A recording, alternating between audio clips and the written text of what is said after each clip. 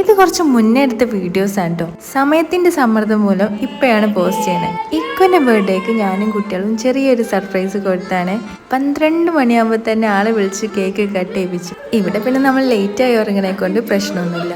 ബാക്കി ഇനി നേരം വെളുത്തിട്ട് ഇന്നത്തെ ഡേ സ്പെഷ്യൽ ആയതുകൊണ്ട് തന്നെ ഡിന്നർ സ്പെഷ്യൽ ആക്കാന്ന് കരുതി.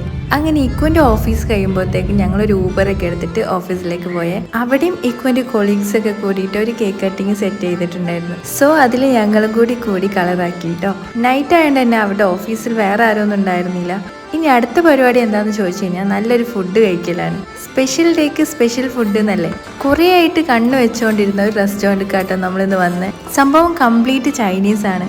റെസ്റ്റോറൻറ്റിന്റെ പേര് ഞാൻ സ്പെഷ്യലി മെൻഷൻ ചെയ്യണില്ല. സത്യം പറഞ്ഞാൽ ഞങ്ങൾക്ക് രണ്ടാൾക്കും ഫുഡ് ഇഷ്ടപ്പെട്ടില്ല കേട്ടോ. കഴിച്ച് വയറിന് സുഖമില്ലാത്തതുകൊണ്ട് തന്നെ ഒരു നാരങ്ങ സോഡോട് കൂടിയിട്ടാണ് നമ്മൾ പരിപാടി അവസാനിപ്പിച്ചത്. തിരിച്ചു പോരുന്ന സമയത്താണെങ്കിലോ ഭയങ്കരമാണ്. ഇനി എപ്പം വീട്ടിലെത്തുമെന്ന് ഒരു ഐഡിയ ഇല്ല.